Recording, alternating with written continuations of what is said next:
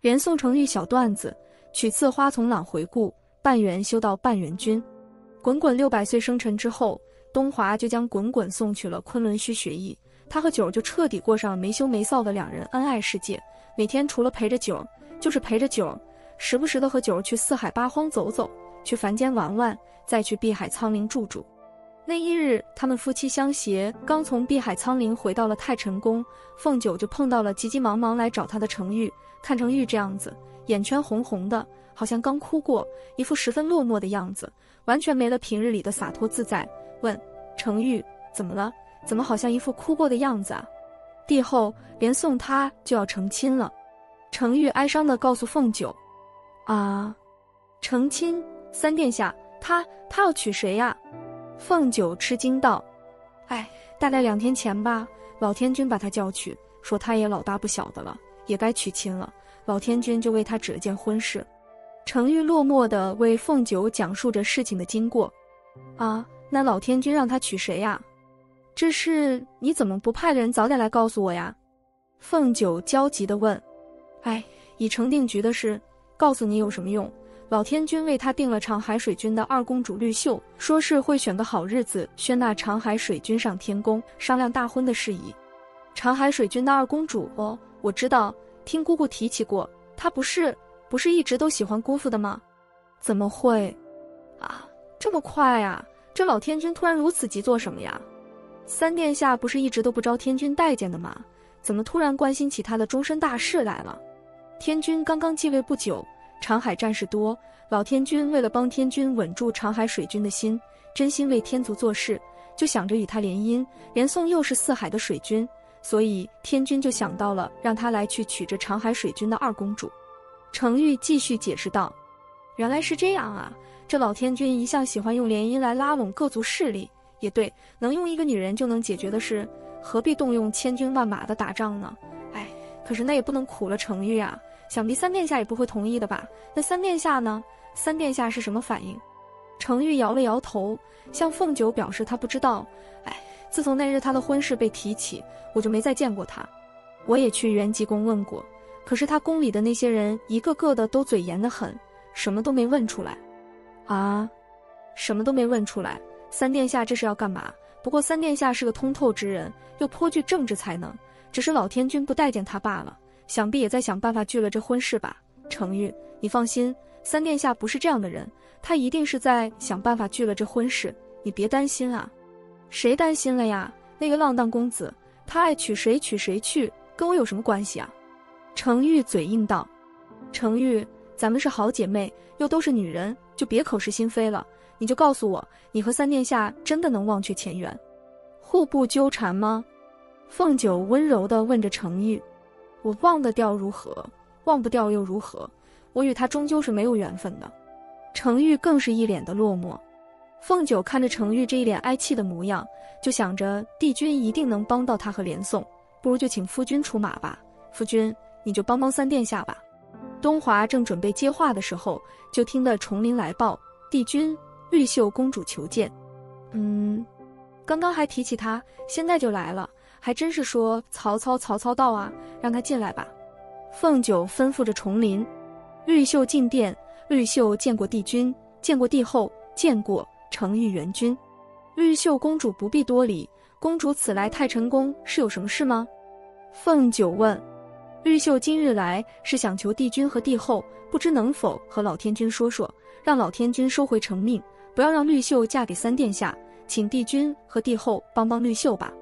这绿秀岛也是个聪明的，他知道这四海八荒唯一能帮他的人就是帝君和帝后，所以才会来太晨宫找他们，就是想试试看能不能求个恩典，让老天君收回成命。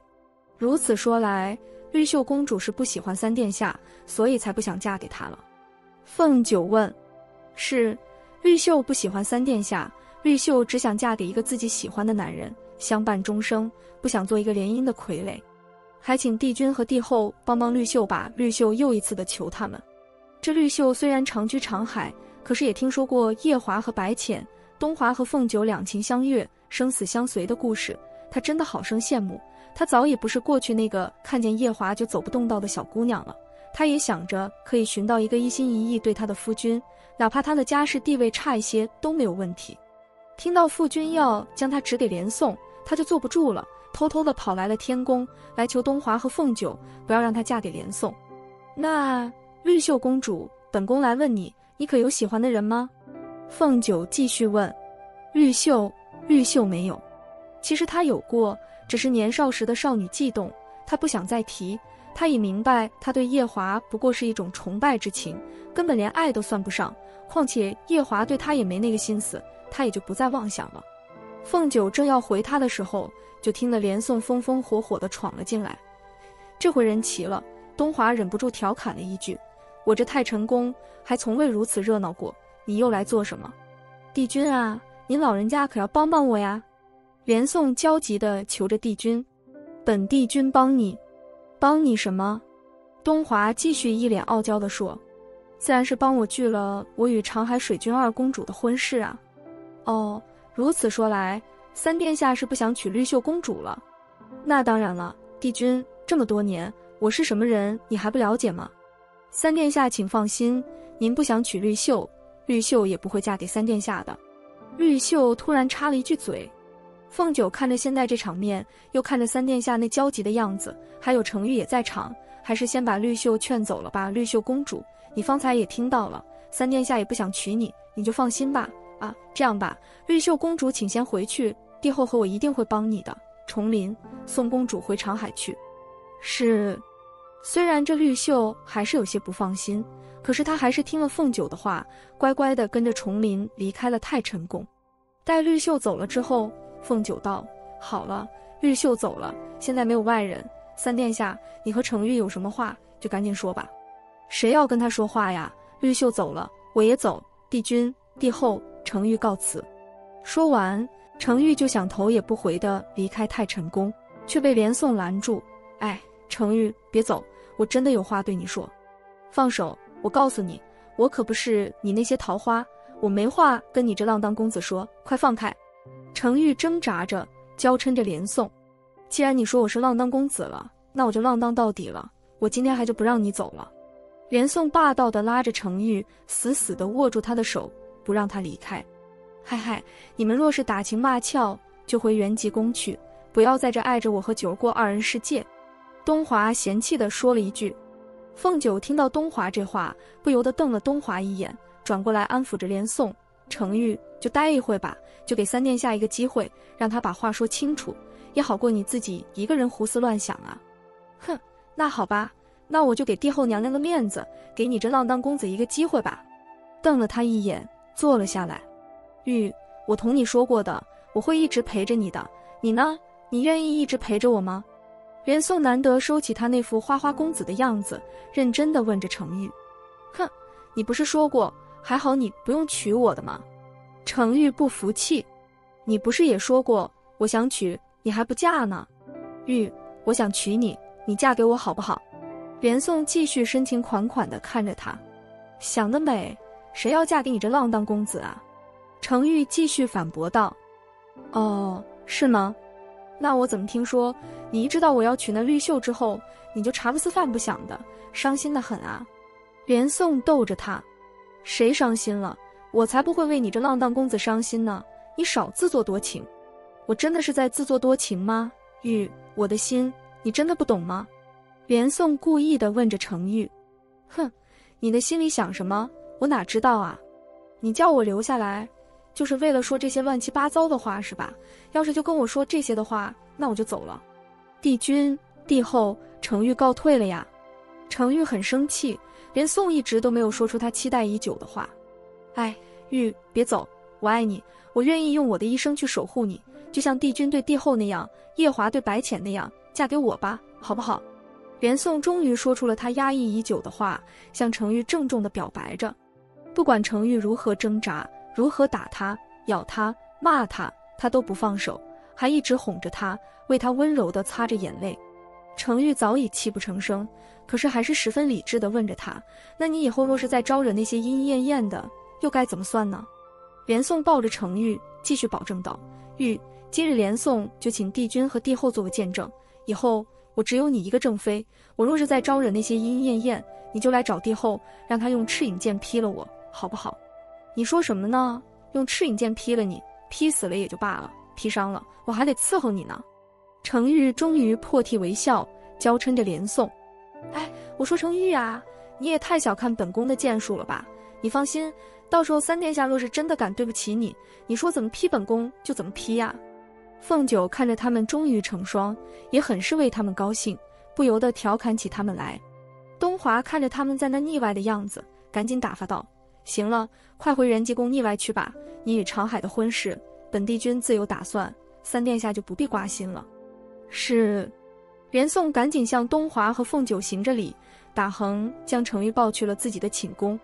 几天之后，青丘的白衣上神就认了程昱元君做了干女儿。此消息一出，程昱元君的身价倍增，白衣上神是帝后娘娘的爹，如此说来，程昱元君就是帝后娘娘的姐姐了。后来帝君又昭告四海八荒说，九重天掌管瑶池的程昱元君与太晨宫小殿下白滚滚十分投缘，故而将程昱认作滚滚的干娘。如此两重身份，这老天君就不会再嫌弃程昱是个无权无势的小仙了。他有了青丘和太晨宫撑腰，自然也就配得上连宋这四海水君了。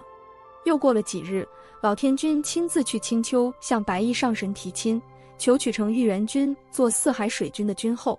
程昱出嫁那日，满天宫都是红莲花，凤九亲自从青丘送程昱嫁去了天宫。凤九看着程昱的一身红妆，看着三殿下那幸福满足的表情，她不由得想起她在凡间读过的一首诗：曾经沧海难为水，除却巫山不是云，取次花丛懒回顾，半缘修到半缘君。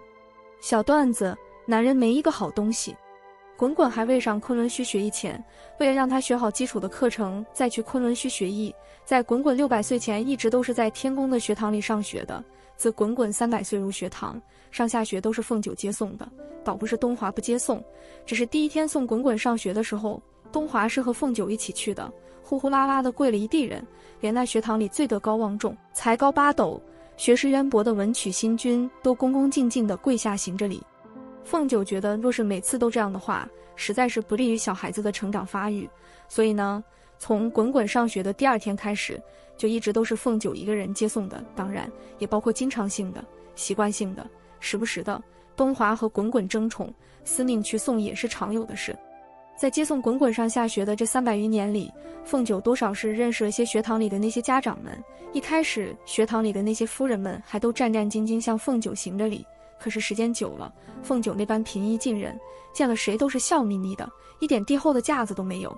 所以啊，那些来接孩子放学的夫人娘娘，渐渐的也和凤九熟人了起来。尤其与凤九投缘的，就是一位分支部族首领家的正房夫人，唤作玉瑶，与凤九岁数相当，与滚滚也就差个3岁。这位分支部族的首领继承了父亲的爵位，与另一个分支首领家的女儿青梅竹马，两小无猜。承继了爵位之后，两个人变成了亲，过起了自己的小日子。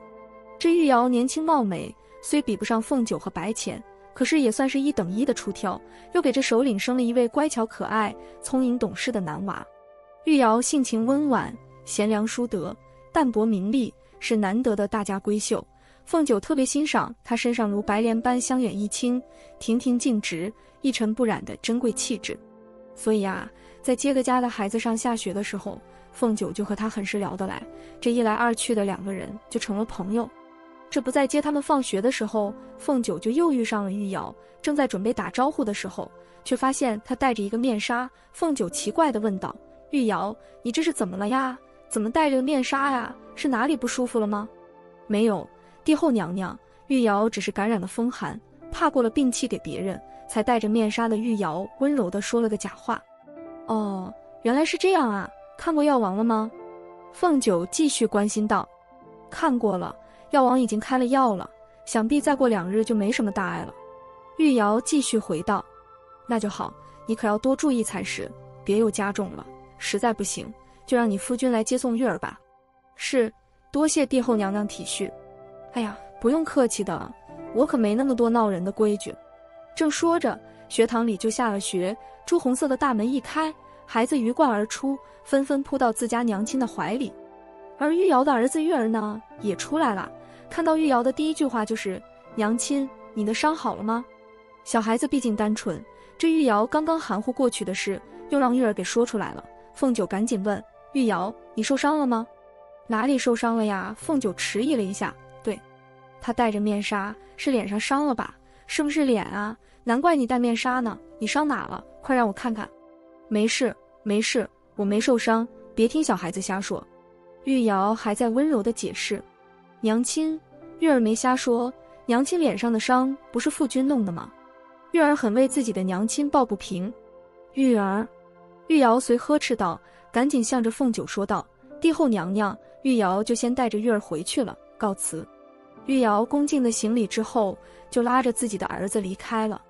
后来凤九听了几个甚是八卦的夫人们在后面悄悄的议论，才知道原来这玉瑶的夫君前些日子刚娶了一位新娘娘做妾室，这妾室怀了孕，玉瑶去妾室的宫中的探望她，不知怎地两个人就推搡了起来，那小妾还摔在了地下，险些流产。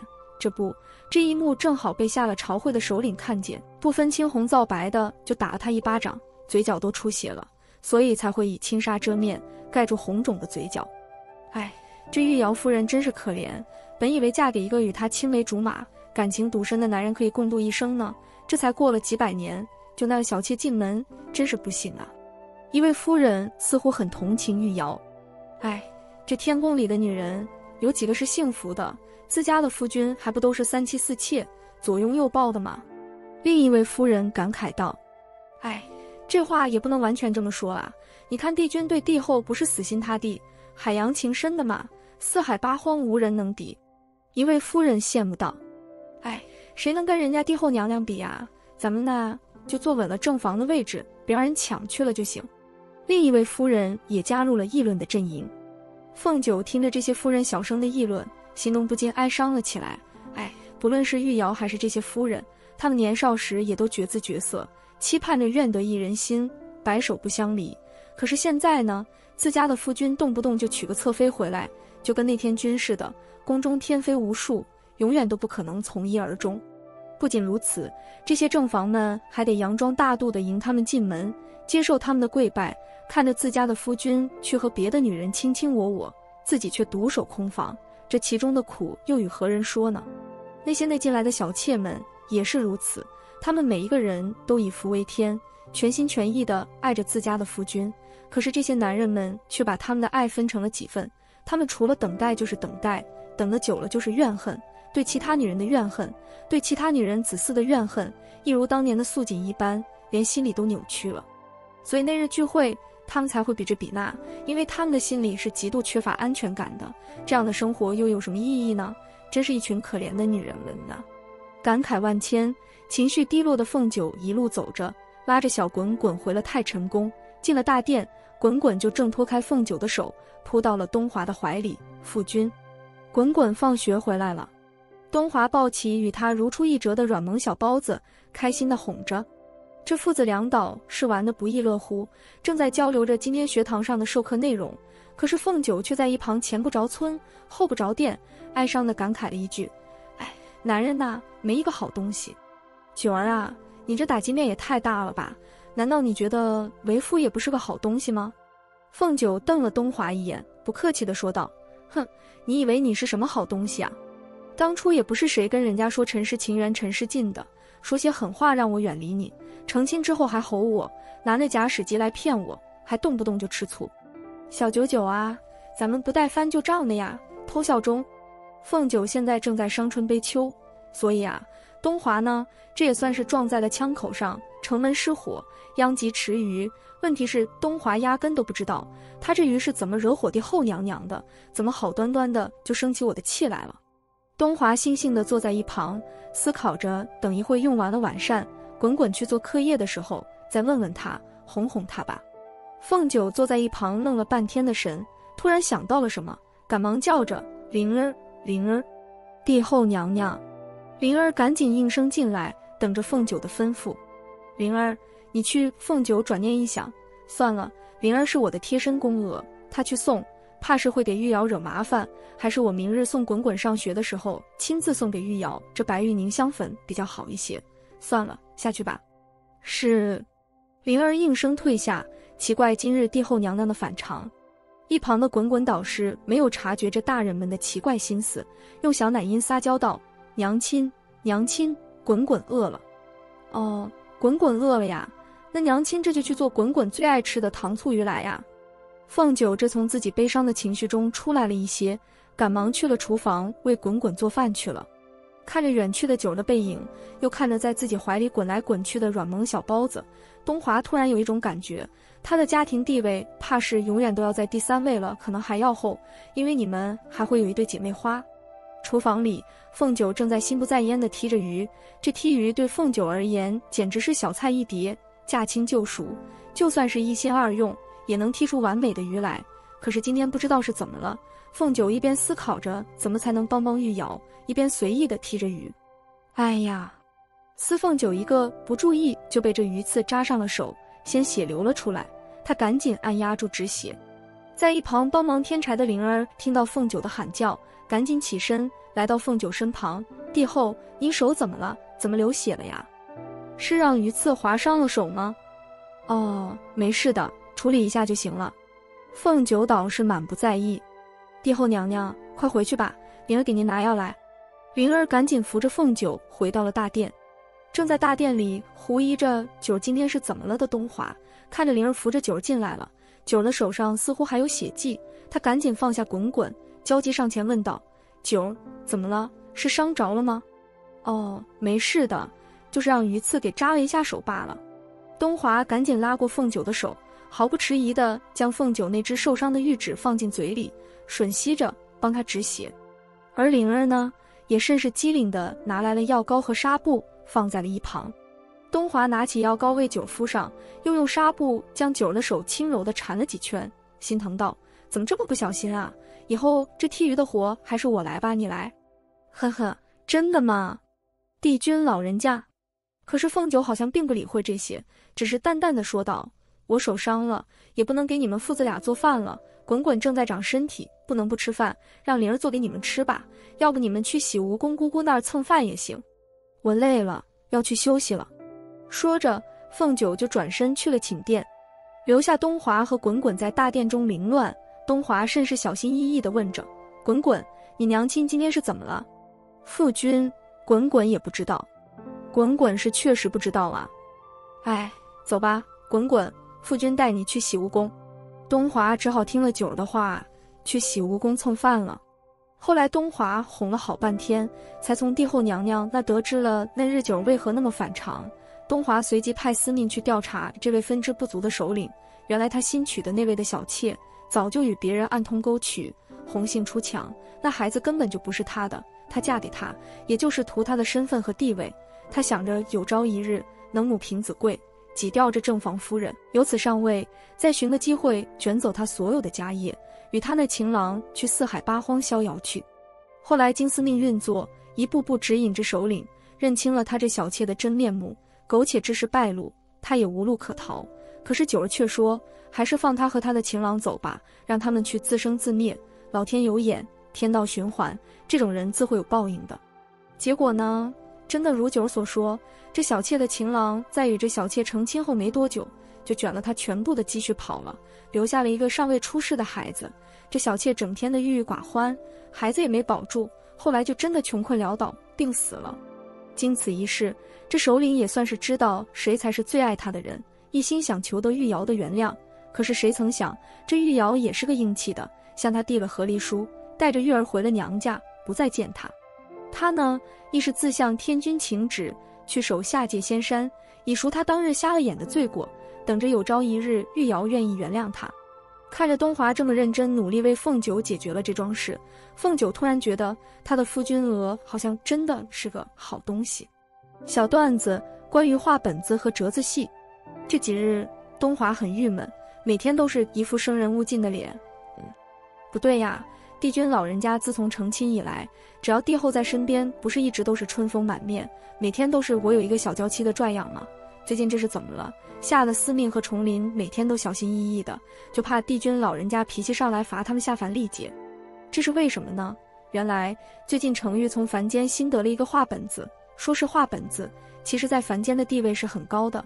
此画本子唤作《石头记》，内容新颖，人物众多，以贾、史、王、薛四大家族的兴衰为背景，以贾府的家庭琐事、闺阁闲情为脉络，以贾宝玉、林黛玉、薛宝钗的爱情婚姻故事为主线，刻画了以贾宝玉和金陵12钗为中心的正邪两副有情人的人性美和悲剧美，把凤九、白浅和程昱迷的是五迷三道的，连饭都不想吃，老公都不想照顾，当然大多数时候都是他们的老公在照顾他们，就更别提与他们缠绵缱绻了，整天里就是为宝哥哥和林妹妹的至纯至真、求而不得的爱情而感到惋惜，又为薛宝钗的艳冠群芳、才华横溢、善解人意，却最终未能与宝玉白头偕老而唏嘘不已。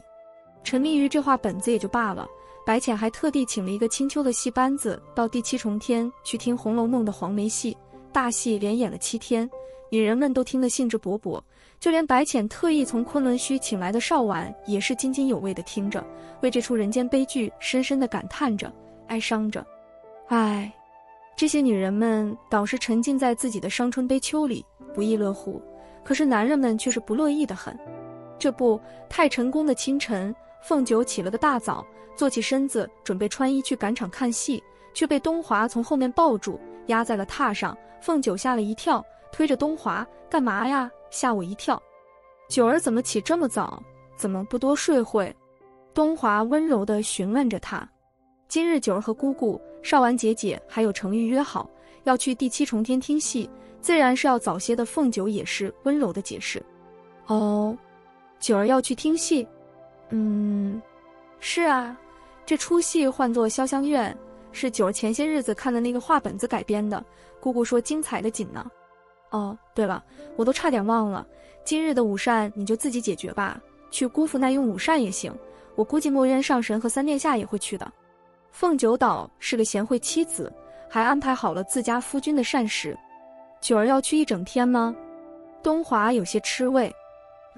是啊，这出戏难得，是姑姑花了好大的功夫特意请来的，就在第7重天演7天，九儿自然是不可错过了。凤九解释道。这么说来，在接下来的7天里，九儿都不会给为夫做饭了吗？东华继续吃味。哎呀，也不一定，要是戏散得快的话，九儿会给夫君做饭的，只是今日不行。凤九继续解释。那九儿什么时候回来？傍晚时分，戏散了场，九儿就会回来陪夫君了。时辰还早，夫君再睡会吧，九儿这就走了呀。凤九说着亲了东华一口，推开他，以最快的速度收拾好了衣衫，去了第7重天，和他的长辈闺蜜们看戏去了。东华看着风风火火离开的小狐狸，他这帝后娘娘真是天生来克他的人，谁让他是这4海8荒宠妻第一人呢？小狐狸想去，就让他去吧，他觉得自己吃点亏也没什么的。众仙，你吃什么亏了？你1年365天，天天无死角的跟小狐狸在一起，腻腻歪歪的秀着恩爱，撒了4海8荒都是狗粮，你还吃亏？不过7日而已嘛。帝君，你们都想下凡历劫了吧？九儿不在，做什么也是无聊得很，还是起身吧，钓钓鱼，看看佛经，打发一下时间。再过了1个世纪以后，其实只有1上午，东华终于熬到了用膳时分，这位乖宝宝自然是要听媳妇的话，去洗梧宫蹭饭了。饭桌上，4海8荒有头有脸的铮铮男儿正在大眼瞪小眼地看着彼此，没有媳妇在身边的感觉好奇怪呀。4个大男人，一个个就像受气小媳妇似的，委屈了一张脸，情绪十分低落。夜华觉得自己作为洗梧宫的主人，又是晚辈，理应好好招呼着前来蹭饭的连宋、墨渊和东华。帝君、大哥、三叔，请用吧。这3个人同时齐声地叹了口气，无奈地拿起了筷子，心情很糟糕地开始用开了今天的午膳。唯一开心的就是小阿狸，他作为一个软萌的小糯米团子，并不知道这些大人们的归怨，很是欢脱地吃着自己父君做的美味佳肴，还时不时地为在座的一众长辈夹着菜，大快朵颐，欢欢喜喜地用了一顿午膳。午休去了。傍晚时分，第7重天，大幕已合上，女人们都为黛玉葬花的唯美绝唱感伤不已，一个个都是眼中含泪，沉浸在一朝春尽红颜老，花落人亡两不知的悲伤情绪中。女人们一路上讨论着剧情，感怀伤时的到了洗梧宫，自家的夫君们一个个正伸着脖子盼着呢，看到自家娘子的心情一个比一个差，眼圈一个比一个红，吓得他们赶紧抱起自家的娇妻，回自己的地盘哄妻去了。抱着九儿回了太晨宫，把九儿放在榻上，为她轻轻擦拭着脸颊和通红的双眼。凤九看着对自己温柔到不行的夫君，不由得忧愁了一句：哎，夫君，你说这世上怎么会有那么多相爱却不能相守的痴男怨女呢？东华正在给小狐狸擦脸的手怔了一下，说道：九儿，这世间万物皆有缘法，也皆有结束，相爱是缘亦是劫，九儿可明白？凤九自然知道东华说的是什么，他与东华不是也是从这求而不得的情节中走过的吗？让东华这么一宽慰，凤九的心情倒是好了一些。是，九儿明白。九儿看了一天的戏，也累了，快休息吧。其实东华的意思和九儿一起休息，可是九儿呢，似乎是会错了意，真的就靠在东华的肩上睡着了。哎，东华又叹了口气，认命地放下了小狐狸，为他褪去了外衣，让九儿可以睡得舒服些，为九儿盖上了锦被，打理好自己之后，躺在了九儿的身旁，搂着九儿睡去了。后来在九儿于第7重天看了7天的金玉缘，冷落了他7日之后，眼睛红得都要肿到不行的时候，东华觉得自己不能再忍下去了。这戏散场了之后，东华就不由分说地抱着九儿去了太虚幻境，看着这绛珠仙子和神瑛侍者相互依偎在一起的绝美的画面，凤九不禁很感激他的夫君。回去了太晨宫，小狐狸不仅做了一桌子东华爱吃的菜肴奖励自己的夫君，还甚是慷慨地让他非礼勿视，非礼勿视哈。小段子，女人都是爱吃醋的。邵婉和墨渊成婚后没多久，两位感情笃深、青梅竹马的恩爱夫妻就因为一件事情闹了点别扭。至于这别扭的原因嘛，且听我慢慢道来。那一日午后，凤九正窝在东华怀里，开心地看着画本子。东华亦是万万年不变地看着佛经。突然一位尊神的闯入，打破了他们岁月静好的画面。青姐，小凤九，我来喽，看你们了。原来是少婉姐姐啊！姐姐这是怎么了？怎么好像是喝醉了？凤九赶紧上前扶着她。哎呀，少婉姐姐，你怎么喝这么多酒啊？灵儿，灵儿。凤九赶紧唤着灵儿，同时把少婉扶到一旁的坐榻之上，用手帕给她擦着脸。娘娘灵儿应声前来，快去给少婉始祖准备些解酒汤来。是。少婉还载不住地乱动着，不想坐在榻上，想站起来是也可以开拓些。哎呀，小凤九，你别管，祖宗我没事，来陪我喝一个。少婉还甚是豪爽地把酒瓶递给凤九，让她也喝。哎呀，姐姐你醉了，别喝了呀！哎呀，东华快来帮帮我啊，帮我扶一下少婉姐姐啊！凤九一个人实在扛不住她，所以只能让东华帮忙了。东华无语地走上前去，帮着凤九扶着她，一脸嫌弃道：不能喝酒就别喝，喝醉了还跑来太晨宫，你可真是越来越有出息了呀！哎呀，东华，你就别说少婉姐姐了吗？凤九娇嗔道，随即问道：姐姐啊，你怎么会喝这么多的酒啊？是遇到什么烦心事了吗？一边帮少婉擦着脸。哎，小凤九，你说男人是不是没一个好东西啊？少婉醉得迷迷糊糊地问着凤九。凤九瞪了东华一眼，意思是告诉他，看吧，不只是我一个人这么说吧。姐姐，这个墨渊上神惹你生气了吗？哼，他哪里会顾得上惹我生气啊？人家现在正在和那个女仙聊得火热呢。少婉不屑地说道。哦，原来是吃醋了呀。凤九问，什么女仙啊？昆仑虚不是只有姐姐一个女人吗？哼，一个女人，恐怕用不了几日，她那昆仑虚就会有女仙排着队的找上门来了。怎么会呢？姐姐，墨渊上神不是这样的人，这其中怕是有什么误会，姐姐还是问一下上神可好？凤九劝慰道。问什么问啊？你知道吗？自从那女仙来了之后，她就天天的和人家讨论佛理，压根没看过我。人家还为了答谢墨渊上神的收留，天天的做饭给我们吃，味道好得很呐。我看我不妨把这昆仑虚主母的位置让出来，让给她做吧。姐姐啊，这话可说不得呀。姐姐今日喝多了酒，不知道自己在说什么。姐姐还是等酒醒了之后，好好的和墨渊上神谈谈啊。凤九一边劝着，一边端起灵儿刚送来的醒酒汤放在少婉的唇边。少婉扒拉着凤九，不让她喂，抱怨着：哼，有什么可谈的？自我们成婚以来，他一直对我很好，那么迁就我，那么宠着我，如今看来都是假的，都是假的。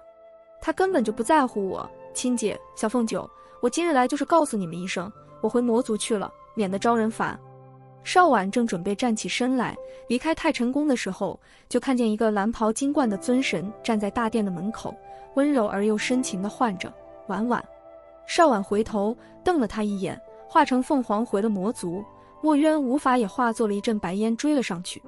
凤九看着这对远走的正在闹别扭的夫妻，又看看他手里的醒神汤，转过头来问着东华：夫君，你说墨渊上神能哄回邵婉姐姐吗？东华回：以那凤凰的性子，就算是他原谅了墨渊，怕是墨渊也会脱层皮吧。凤九问：啊，不会吧，姐姐那么爱墨渊上神，一定舍不得让上神脱层皮吧？哦，是吗？本帝君倒是记得，当年也不知道是谁，因为那知鹤公主的事打翻了醋坛子，与本帝君闹了那么长时间的别扭，本帝君为了哄你，半条命都快搭进去了。东华逗着凤九：哼，我是醋坛子啊？